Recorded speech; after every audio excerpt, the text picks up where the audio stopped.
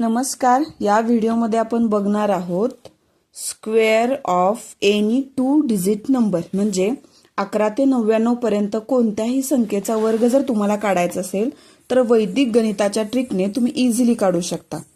त्यासाठी बघा काय प्रोसिजर आहे. एकदम सोपं आहे. गुणाकार करायचं नाही, वर्ग पाठ करायची गरज नाही.